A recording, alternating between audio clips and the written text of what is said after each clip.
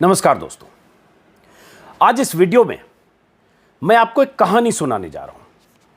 इस कहानी में एक राजा की रियासत है, एक राजा की सियासत है, एक राजा की रंजिश है, एक राजा से एक मुख्यमंत्री की अदावत है और फिर एक राजा का एनकाउंटर है।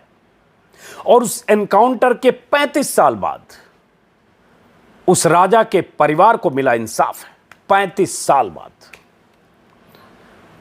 उस राजा के एनकाउंटर करने के आरोप में 35 साल बाद आज मथुरा की अदालत ने 11 पुलिस वालों को आजीवन कारावास की सजा सुनाई है। लेकिन इन 35 सालों में जो हुआ, अदालती कार्रवाई, अदालती सुनवाई, 1700 तारीखें, 25 जिला जज के तबादले, लगातार सुनवाई, 8 बार फाइनल बहस, 78 गवाहों की पेशी, न जाने क्या क्या। ये राजा कौन थे? राजा मानसिंह, भरतपुर राजघराने के।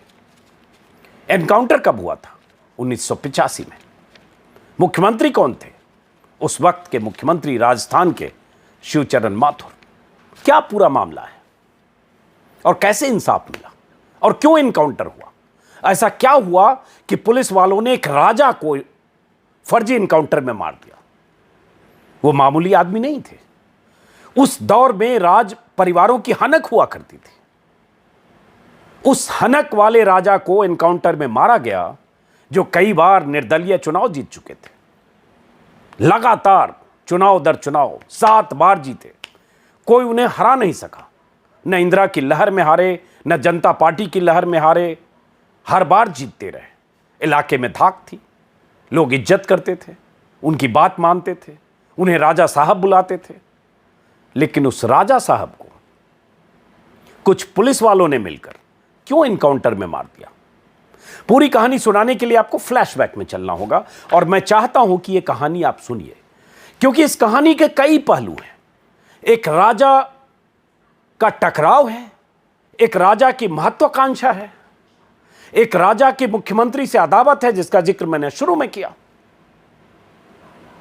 और सबसे बड़ी बात, एक राजा के एनकाउंटर के बाद राज परिवार को इंसाफ के लिए 35 साल तक राज परिवार की लड़ाई है। इस देश में एक राज परिवार के सदस्य को इंसाफ के लिए 35 साल तक अदालत के चक्कर काटने पड़े, तब इंसाफ मिला। इसलिए कई कहानी है। आप जरा सोचिए, जहां राज परिवार का सदस्य, जहां राजा के एनकाउंटर में 35 साल बाद फैसला आता हो, तो बाकियों का देश में क्या होता होगा? इसलिए कई पहलू हैं। लेकिन हम आपको ले चलते हैं फ्लैशबैक में, कई दशक पीछे, उस राजा की कहानी में, उस राजा के एनकाउंटर की कहानी में, और उस राजा से मुख्यमंत्री की अदावत की कहानी में। राजा थे मानसिंह, भरतपुर राज परिवार के सदस्य थे, राज परिवार की तीसरी संतान थे। पढ़ाई उनकी ब्रिटेन में हुई, वहाँ से उन्होंने इंजीनियरिंग की और उसके बाद कुछ दिन तक ऐसा कहा जाता है कि उन्होंने अंग्रेजी फौज में नौकरी भी की। उनके बड़े भाई बृजेंद्र सिंह भरतपुर के महाराजा थे। इसी बीच देश आज़ाद हुआ, वो भारत आए, भारत में थे। उसके बाद उन्हें राजनीति का चस्का लगा। ये वो दौर था जब बहुत से राजघराने के लोग चुनाव मैदान में होते थे, या निर्दलीय या कांग्रेस के टिकट पर। बाद में जनसंघ बना तो बहुत सारे लोग जनसंघ के टिकट पर, कुछ लोगों ने अपनी पार्टी बना ली। राजनीति में चस्का का दौर था और खासतौर से राजस्थान में कई राज परिवार राजनीति में आ रहे थे। तो राजा मानसिंह भी राजनीति में आए और 1952 से लेकर 1980 तक लगातार चुनाव जीतते रहे निर्दलीय। किसी पार्टी की सरकार बन रही हो सूबे में, कुछ भी, कैसी भी परिस्थिति हो, राजा मानसिंह जीतते रहे। इलाके के लोग उन्हें पसंद करते थे, लोगों से उनका संवाद था, डायरेक्ट कनेक्ट था। एक लोगों को लगता था राजा साहब हैं। उसी में कहा किया जाता, ये फैक्ट है कि इलाके में ऐसा दबदबा था कि कांग्रेस का नेतृत्व, सूबे का नेतृत्व खासतौर से कई बार चिढ़ता था कि ऐसी क्या वजह है कि जो राजा का इलाका है, डीग, वहां से कभी किसी की हिम्मत नहीं हुई कि राजा को शिकस्त दे सके। कांग्रेस ने कई बार सोचा कभी कामयाबी नहीं मिली। 1977 में जब देश में जनता पार्टी की लहर थी तब भी मान सिंह जीते। 1980 में जब इंदिरा गांधी की लहर थी तब भी मान सिंह जीते। उसके बाद जब 1985 में जब चुनाव हो रहे थे राजस्थान विधानसभा के, उस समय मुख्यमंत्री शिवचरण माथुर थे। तो शिवचरण माथुर ने, ऐसा कहा जाता है, उन्हें लगा कि क्यों नहीं डीग से एक मजबूत उम्मीदवार खड़ा किया जाए और उसके बाद उनको शिकस्त दी जाए। यह भी कहा जाता है कि उसके पहले एक अंडरस्टैंडिंग भी थी कांग्रेस से कि आपके खिलाफ कोई मजबूत उम्मीदवार नहीं देंगे। यह भी कहा जाता है। दोनों तरह की कहानियां हैं और राजा जीतते रहे। एक कई बार होता है ऐसा रिश्ता, ऐसी अंडरस्टैंडिंग। लेकिन शिवचरण माथुर ने, जो मुख्यमंत्री थे, उन्होंने तय किया कि इस बार राजा को शिकस्त देंगे। उन्होंने एक रिटायर आईएएस अधिकारी बृजेंद्र सिंह को उनके खिलाफ खड़ा किया। यह फरवरी 1985 का महीना था और उसके बाद चूंकि शिवचरण माथुर ने उम्मीदवार उनके सामने खड़ा किया, इसलिए तय किया प्रतिष्ठा का सवाल बनाकर कि इस बार राजा को हराना है। और उस दौर में बहुत सी ऐसी रियासतें देश में थी जो जो उनका राजमहल था या जहां रहते थे राजमहल ही था। बहुत से बड़े राजमहल सरकार ने ले लिया था, सरकार ने अधिग्रहण कर लिया था, फिर भी राजाओं के रहने के लिए उनको राजमहल मिला हुआ था, जो उनके जिम्मे, जो भी राजपाट का जो हिस्सा उनके हिस्से था। तो राजा अपनी गाड़ी में और जहां भी उनका कुनबा था वहां 2 झंडे लगाते थे, ऐसा कहा जाता है। एक झंडा भरतपुर रियासत का, दूसरा झंडा देश का। इसको लेकर भी कई बार इलाके के लोगों में नाराजगी होती थी कि देश आजाद हो गया फिर भी राजा अपना झंडा क्यों लगाते हैं। लेकिन राजा तो राजा थे और देश को आजाद हुए उस समय क्या है, 47 में देश आजाद हुआ, मैं 85 की बात कर रहा हूं। 90 के बाद बहुत ढलान हुआ, लेकिन उस समय थोड़ा थोड़ा लोगों को, बहुत सारे लोगों की हनक रहती थी। तो 1985 में जब शिवचरण माथुर ने उनके खिलाफ उम्मीदवार खड़े किए और 20 फरवरी 1985 को शिवचरण माथुर प्रचार करने के लिए खुद डीग गए। उससे पहले क्या हुआ कि जब मुख्यमंत्री का वहां दौरा होना था तो जैसा होता है, उत्साह होता है, कार्यकर्ता बहुत उत्साह में होते हैं, आपस में कई जगह टकराव भी होता है। तो एक तरफ राजा, राज परिवार से जुड़े लोग, निष्ठावान कार्यकर्ता, राजा के समर्पित कार्यकर्ता, उनकी जनता, उनके लोग, दूसरी तरफ कांग्रेसी जो इस बार हराना चाहते थे और पीछे मुख्यमंत्री। तो कई जगह ऐसा कहा गया कि रियासत का झंडा या राजा का जो झंडा था, निर्दलीय में भी उनका चुनाव चिन्ह था, और रियासत का झंडा उसको फाड़ दिया। उनके पोस्टर, बैनर, झंडे कांग्रेसी कार्यकर्ताओं ने फाड़ दिए। राजा को बौखलाहट हुई। उन्हें तो लगा कि हमारी रियासत है। अभी भी बहुत सारे राजा उस दौर में, आज के दौर में भी बहुत सारे राजा हैं, दिमाग से अभी भी खुद को महाराज मानते हैं। भले सियासत में लंबे समय से दूसरी तीसरी पीढ़ी उनकी हो गई, लेकिन आज भी वो राजा ही मानते हैं, महाराजा ही मानते हैं, श्रीमंत मानते हैं। लेकिन चलिए, तो राजा को लगा कि ऐसी कैसी हिमाकत हो गई, हिम्मत, कि मेरे झंडे बैनर को तोड़ दिया, उखाड़ दिया या फाड़ दिया। तो शिवचरण माथुर की जहां सभा होनी थी, उस सभा स्थल पर राजा मान सिंह अपनी गाड़ी से पहुंचे। जोंगा जीप, उस समय हम लोगों ने कॉलेज के दिनों में जब राजा मान सिंह के एनकाउंटर की कहानी पढ़ी थी, तभी हमने जोंगा जीप पहली बार सुना था। जोंगा जीप से अपने समर्थकों के साथ गए सीधे सभा स्थल पर, और ऐसे होता है कि मेरी रियासत है टाइप का। उन्होंने सभा स्थल पर, कहा जाता है कि उन्होंने जो मंच था, मंच को तोड़ दिया और कुछ हंगामा किया। उसके बाद वहां से चले हेलीपैड की तरफ। जब वो सभा स्थल पहुंचे थे तब तक सीएम वहां पहुंचे नहीं थे, पहुंचने वाले थे। और जब वहां से ये हेलीपैड की तरफ गए कुछ देर के बाद, तब तक हेलीपैड पर हेलीकॉप्टर शिवचरण माथुर का उतर चुका था और शिवचरण माथुर सभास्थल जा चुके थे। तो राजा मान सिंह ने अपनी गाड़ी से हेलीकॉप्टर को डैमेज किया या तोड़ा या टक्कर बार बार मारी हेलीकॉप्टर को।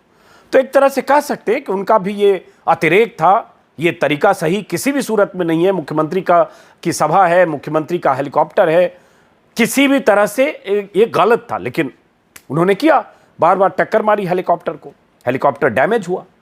राजा उसके बाद वहां से चले गए अपने राजमहल। उसके बाद शिवचरण माथुर तब तक जब सभास्थल पहुंचे, उन्हें पता चला कि सभास्थल पर राजा यहां तांडव करके गए, नाराज हुए। वहां से उन्होंने पुलिस के लिए एक तरह से चैलेंज भी किया, पुलिस की व्यवस्था पर भी सवाल उठाए। जब वो हेलीपैड पे पता चला कि हेलीकॉप्टर डैमेज हो गया और नाराज हुए, और उसके बाद वहां से शिवचरण माथुर बाय रोड जयपुर गए। लेकिन कहीं कुछ संदेश पुलिस वालों में गया राजा के खिलाफ। उसके पहले किसी की हिमाकत नहीं थी, लेकिन अब संदेश गया कि एक तो उनके सामने उम्मीदवार, उसके बाद मुख्यमंत्री का इस तरह से की नाराजगी, एक संदेश गया। उसके बाद क्या हुआ? उसके बाद हुआ ये कि अगले दिन 20 फरवरी की बात है, अगले दिन 21 तारीख को राजा अपनी जोंगा जीप से निकले और बाजार की तरफ जा रहे थे सड़क से। कहा ऐसा जाता है, राज परिवार के लोगों का कहना है कि वो सरेंडर करने जा रहे थे। डीग मंडी के पास, राज परिवार का कहना है, मैं फिर बोल रहा हूं, डीग मंडी के पास उनका आमना सामना हुआ डीएसपी कान सिंह भाटी से, जिनके साथ और 17-18 पुलिस वाले थे। ऐसा कहा जाता है कि वहां कान सिंह भाटी ने, उनके काफिले ने राजा को रोका। उसके बाद लोगों ने गोलियों की आवाज सुनी। राजा और उनके साथ 2 लोग जो गाड़ी में थे, तीनों को गोलियां लगी और वहीं ढेर हो गए, वहीं उनकी मौत हो गई। पुलिस ने कहा कि राजा से आमना सामना हुआ, फायरिंग राजा की तरफ भी चली और उसके बाद यह एनकाउंटर था। लेकिन हंगामा मच गया कि एक राजा को पुलिस ने गोलियों से भून दिया और राजा के साथ जो उनके साथ लोग थे वो भी मारे गए। पूरे भरतपुर और आसपास के इलाके में आगजनी, हंगामा और काफ़ी मामला तूल पकड़ा, क्योंकि राजा मानसिंह 7 बार के जीते हुए विधायक, इलाके में उनकी प्रतिष्ठा थी, मान सम्मान था, लोग मानते थे। जाहिर है एक निष्ठा भी होती है, और लगातार जीत रहे थे, बहुत बड़ी बात है। तो उनके समर्थकों की बहुत बड़ी जमात थी, बहुत बड़ी तादाद थी। बहुत हंगामा हुआ, बात दिल्ली तक पहुंची। राजीव गांधी उस समय प्रधानमंत्री थे। आखिरकार शिवचरण माथुर को 2 दिन के भीतर, 21 फरवरी की ये घटना है, और 2 दिन के भीतर 23 तारीख को शिवचरण माथुर को इस्तीफा देना पड़ा। 20 तारीख को हेलीकॉप्टर और सभा स्थल पर जो राजा ने किया वो, 21 तारीख को एनकाउंटर और 23 तारीख को शिवचरण माथुर का इस्तीफा। उसके बाद उनके परिवार वालों ने इसको मुठभेड़ की तरह मानकर इसके खिलाफ अदालती कार्रवाई, कानूनी कार्रवाई, कानूनी तौर पर राजा के जो कातिल थे पुलिस वाले, उनको सजा दिलाने की मुहिम चलाई। लंबी लड़ाई, मेरे ख्याल से 1985 में अगर हुआ, 1990, 5 साल बाद ये मामला सुप्रीम कोर्ट के दाखिल के बाद मथुरा ट्रांसफर किया गया। सीबीआई जांच भी हुई। राज परिवार ने एक चीज जरूर की कि लगातार उनकी बेटी, खासतौर से उनकी बेटी, वो एकदम उन्होंने मुहिम के तौर पर लिया कि हमें अपने पिता के कातिल को, पुलिस वालों को हर हाल में सजा दिलानी है। और उसके बाद वो लगातार इस लड़ाई को लड़ती रहीं, और उसका नतीजा ये हुआ कि मामला ट्रांसफर हुआ मथुरा। सीबीआई की जांच हुई। सीबीआई ने भी माना कि हाँ, इस मामले में, इस कहानी में पेच है और यह एनकाउंटर फर्जी है। अब मेरे इस कहने का मतलब, वीडियो का कई मकसद है। एक तो जो उनकी बेटी की कहानी है, किस ढंग से कृष्णेंद्र कौर, दीपा उनका नाम था, रसूखदार थी। और उस साल भी ये हुआ कि राजा की मौत के बाद, जब उसके बाद चुनाव हुआ, उस समय चुनाव स्थगित हुए, जब चुनाव हुआ तो कृष्णेंद्र कौर वहां से विधायक बनी। बाद में वो बीजेपी में भी शामिल हुई। 1990 में बीजेपी के एमपी बनी, राजस्थान में मंत्री भी रही हैं। लेकिन लंबी लड़ाई लगातार वो लड़ती रही। उन्हीं की याचिका पर सुप्रीम कोर्ट ने मामले में दखल दिया और ट्रायल मथुरा ट्रांसफर किया। यहां अहम क्या है? अहम यह है कि एक राजा, उसको भी पुलिस एनकाउंटर कर सकती है। तो पुलिस की हिमाकत देखिए, पुलिस का हौसला देखिए कि अगर पुलिस के पीछे उसे लगता है कि सियासी सत्ता अगर उसकी पीठ पर हाथ है, तो उसके सामने राजा हो या रंग, कोई फर्क पुलिस वाले की गोली नहीं करती है। और दूसरी बात, न्यायिक व्यवस्था देखिए कि एक राजा, जिसके लिए देश के बड़े से बड़े वकील को हायर करना बहुत मामूली बात है, उस राजा का परिवार भी, जो सुप्रीम कोर्ट से लेकर कहीं भी जा सकता है, कितनी बार भी जा सकता है, उस राजा का परिवार, राज परिवार भी 35 साल तक ये लड़ाई लड़ता रहा। 35 साल बाद इंसाफ मिला। क्या आज हम इसको इंसाफ कहेंगे? 35 साल बाद अगर फैसला आया, जिसमें 3 लोगों की मौत हो चुकी है, पहले से आरोपी, 18 आरोपी थे, अब मैं जरा वो भी बता देता हूं, उसमें से 3 की मौत हो चुकी, 11 को आज सजा हुई, जिसमें कान सिंह भाटी सीओ जो डीएसपी थे, वीरेंद्र सिंह एसएचओ, रवि जो एएसआई थे, और बाकी पुलिस वाले हैं। और बाकी मैं शुरू में आपको बता चुका कि इसमें 1700 तारीखें पड़ी, तारीख पर तारीख, तारीख पर तारीख ये कहते हैं ना, 1700 तारीखें पड़ी, 25 बार जिला जज बदले गए और उसके बाद आखिर में ये फैसला हुआ। अब ये कहानी कई सवाल खड़े करती है। उस राजा ने जो किया गलत था, मैंने पहले भी कहा, लेकिन उसके बाद जो पुलिस ने किया, क्योंकि पुलिस को लगा कि मुख्यमंत्री उनके पीछे है और इसने राजा ने मुख्यमंत्री की सत्ता को चुनौती दी, कहीं तो कोई बात थी कि एक राजा को मारा। और उसके बाद न्यायिक व्यवस्था। अब न्यायिक व्यवस्था का हाल यह है दोस्तों देश में, इसमें यह भी बता दूं कि उसी समय जोंगा जीप पहली बार हमने देश में सुना था। मैं उसकी तस्वीर हो सकता है आपको दे दूं, अगर दिखा दूं ताकि आप देखें। उस दौर में बड़े बड़े राजघराने, राज परिवार के लोग जोंगा से चलते थे। राजा मान सिंह की बेटी, राजस्थान सरकार में पूर्व मंत्री, पूर्व सांसद कृष्णेंद्र कौर के आंसू छलक गए जब उन्हें पता क्या चला वो अदालत में थे। उनके अलावा राजा मान सिंह के दामाद विजय सिंह सिरोही, उनके पुत्र दुष्यंत सिंह, राजा मान सिंह की बड़ी बेटी गिरेंद्र कौर उर्फ बंटी, देवती, गौरी सिंह, ये सब कोर्ट में, अदालत में आज भी, कल भी ये लोग मौजूद थे। अब देखिए देश की कानूनी व्यवस्था की हालत क्या है। अगर एक राजा को इंसाफ मिलने में अगर 35 साल लगते हैं, एक राजा के एनकाउंटर में, राजा को क्या इंसाफ मिलेगा, उनके परिवार को। हालांकि इसको इंसाफ कहना भी लानत है अगर हम आज इसको इंसाफ मानते हैं, लेकिन ठीक है, 35 साल ही बाद ही सही, पुलिस वालों को सजा तो मिली। और कहा जाता है कि ये जो पुलिस वाला है सीओ, 35 साल में, खबर देख रहा हूं अमर उजाला में, हत्या के मुख्य आरोपी सीओ कान सिंह भाटी को केस की सुनवाई के लिए राजस्थान और यूपी पुलिस की ओर से विशेष सुरक्षा मिलती थी। वकीलों का आकलन है कि इतने सालों तक उन्हें कोर्ट ले जाने लाने में ही 4 से 5 करोड़ खर्च हो गए। जो कान सिंह जो सीओ थे, तमाम दलीलें, तर्क पुलिस की तरफ से, सरकार की तरफ से दी गई, लेकिन आखिरकार फैसला उनके खिलाफ गया और राजा के परिवार के पक्ष में गया। अब जो देश की अदालतों की स्थिति है, मैं इसलिए इस बहाने ये बात भी करना चाहता था कि आपको पता है कि देश की अदालतों में करीब करीब 3 करोड़ मुकदमे लंबित हैं। आज 3 करोड़ मुकदमे लंबित हैं और ये सरकारी आंकड़ा है, कोई मैं अपनी तरफ से नहीं कह रहा हूं। 2008 का एक आंकड़ा है मेरे पास, मैं अलग अलग आंकड़े आपको जरा बताता हूं। लंबित आंकड़ों की बात करें तो बड़ी वजह क्या है वो भी बताऊंगा, लेकिन उससे पहले फरवरी 2020 का आंकड़ा है कि भारत की निचली अदालतों में 2,91,63,00,000 मामले लंबित हैं। इनमें सिविल मामलों की संख्या 84 लाख है, क्रिमिनल मामलों की संख्या 2,07,00,000 है। इतने मामले निचली अदालत में लंबित हैं। इसमें अभी हाईकोर्ट और सुप्रीम कोर्ट नहीं है। अब हाईकोर्ट और सुप्रीम कोर्ट की आपको बात करूं, इससे आप समझ जाएंगे कि क्या स्थिति है और क्या होना चाहिए, और क्या होना चाहिए ताकि ये फास्ट ट्रैक हो, जल्द सुनवाई हो, जस्टिस डिलेड, जस्टिस डिनाइड की कहानियां जो हम बचपन से सुनते आ रहे हैं वो ना हो। ये सारी बातें हम सुनते आ रहे हैं, किताबी है। हर चीफ जस्टिस प्रधानमंत्री को चिट्ठी लिखता है, हर बार इस पर चिंता व्यक्त होती है। हर सरकार के वक्त फास्ट ट्रैक, जल्द सुनवाई, जल्द निपटारा, ऐसी तमाम कोशिशें दशकों में हुई है, लेकिन उसके बाद भी अदालतों की हालत यही है। बिहार, यूपी और एमपी में सबसे अधिक मामले हैं, जहां करीब 64,42,000 मामले लंबित हैं। एक बड़ी वजह मानी जाती है कि न्यायिक अधिकारी कम है, जितने जुडिशियल ऑफिसर होने चाहिए वो बहुत कम है। अदालतों में न्यायिक अधिकारियों के 5,746 पद रिक्त हैं। ये इन राज्यों की बात कही जा रही है। उसके बाद एक कहीं से जानकारी मैं देख रहा था, रिसर्च समझने की कोशिश कर रहा था कि देश में न्यायिक प्रक्रिया का ये हाल है कि 35-35 साल लगते हैं और उसमें अभी भी जो बहुत बड़ी आबादी है, बहुत बड़ी तादाद जो जेलों में बंद है, उसमें बहुत बड़ी संख्या विचाराधीन कैदियों की है।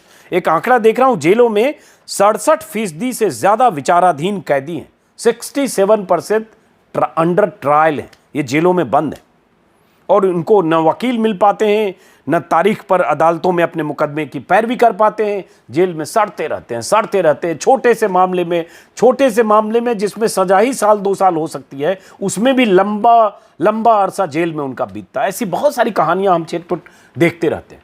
अगर किसी को 10 साल की सजा होनी है, 30 साल से जेल में, कोई माए बाप नहीं है। अब मैं एक आंकड़े देख रहा था कहीं कि 2011 की जनगणना के आधार पर देश में प्रति 10 लाख लोगों पर केवल 18 न्यायाधीश हैं। विधि आयोग की एक रिपोर्ट में सिफारिश की गई थी कि 10 लाख जनसंख्या पर न्यायाधीशों की संख्या तकरीबन 50 होनी चाहिए, जो क्या है मैंने आपको बता दिया। सरकारी आंकड़ों के मुताबिक सुप्रीम कोर्ट में 58,700 मामले लंबित हैं, हाई कोर्ट में करीब 44 लाख, जिला और निचली अदालत में लगभग 3 करोड़ जो बताया। अब आते हैं कि क्यों फैसला नहीं हो पाता है और इस मामले में क्या हुआ जिससे उनको 35 साल बाद ही उनके पक्ष में फैसला आया। एक मैं आज तक की खबर देख रहा था, मैं उन्हीं के आज तक के हवाले से आपको बताता हूँ। आज तक में अच्छी खबर लिखी है, जिन्होंने लिखी है उनका भी नाम बता दूं, अमित रॉय ने लिखी है। आज़ाद भारत में एक राजा का पहला फर्जी एनकाउंटर, या आज़ाद भारत में हुआ राजा का फर्जी एनकाउंटर, इस नाम से एक स्टोरी लिखी है उन्होंने। उसी में नीचे उन्होंने लिखा है कि इससे कुछ जानकारियां मुझे भी मिली। इसी में उन्होंने लिखा है कि 5 तर्कों के आधार पर मिली जीत। इस मामले की पैरवी कर रहे वकील नारायण सिंह विप्लवी का कहना है कि न्याय पाने में वर्षों लगे, जबकि पुलिस ने हत्या की थी। हमारी तरफ से 61 गवाह पेश किए गए, पुलिस की तरफ से 16, लेकिन उन्होंने गलती की, इसका उनका हारना तय था। इन्होंने बताया, हम साबित करने में सफल रहे कि राजा को घेर कर मारा गया। पुलिस ने राजा की जीप के आगे अपनी जीप अड़ा दी। उसके बाद मान सिंह की कनपट्टी पर गोली मारी गई। उनके साथ बैठे 2 और लोगों के सिर में लगी और तीनों की मौत हो गई। मान सिंह के सीने में भी गोली मारी गई। गोली नजदीक से मारी गई, अगर मुठभेड़ होती तो गोली दूर से लगती। ये सब पॉइंट है जिसके आधार पर उनको जीत मिली और इंसाफ मिला। जीडी में जिक्र किया गया कि राजा मान सिंह की तलाश में पुलिस टीम निकल रही है और उसके 4 मिनट बाद ही मुठभेड़ हो गई, मुठभेड़ दिखा दी गई। पुलिस वालों का तर्क था कि राजा से बहस हुई और उन्होंने हथियार निकाल लिए। इसके बाद पुलिस ने गोली चलाई। पुलिस ने एक कट्टा बरामद दिखाया। बाद में साबित हो गया कि पुलिस ने प्लांट किया था। राजा के पास तो कोई हथियार ही नहीं था। सबसे महत्वपूर्ण बात यह रही कि गवाहों ने सच सारी बात कोर्ट को बताई और अपनी बात से गवाह नहीं मुकरे। ये कहानी राजा की है, लेकिन ऐसे देखें तो गवाह मुकरते हैं, हॉस्टाइल होते हैं। अगर रसूखदार लोग हैं, हॉस्टाइल होते, इस मामले में नहीं मुकरे। विकास दुबे में क्या हुआ आपको पता है कि विकास दुबे ने थाने में घुसकर गोली मारी। राज्य मंत्री के दर्जा प्राप्त बीजेपी नेता को गोली मारी। थाने में 25 पुलिस वाले, सब हॉस्टाइल हो गए और बरी हो गया। हत्या के मामले में एक गैंगस्टर बरी हो गया, हालांकि अभी एनकाउंटर में मारा गया। उस एनकाउंटर को लेकर सवाल है। सुप्रीम कोर्ट ने एक न्यायिक आयोग गठन करने के निर्देश दिए। एक नया न्यायिक आयोग सुप्रीम कोर्ट के निर्देश पर बन गया। जब जांच होगी क्या होगा इसके बारे में पता चलेगा। लेकिन कहानी यही है कि अदालत में आबादी के हिसाब से जजों की कमी, जजों की संख्या इस देश में हर समय एक सवाल है। दिसंबर 2018 का एक आंकड़ा मेरे पास है। एक निचली अदालत में जजों की स्वीकृत संख्या 22,750 के मुकाबले 17,800 थी। 2018 से ही सभी मामलों को निपटाने के लिए 2018 के आंकड़े देखें तो 2280 अतिरिक्त जजों की जरूरत थी।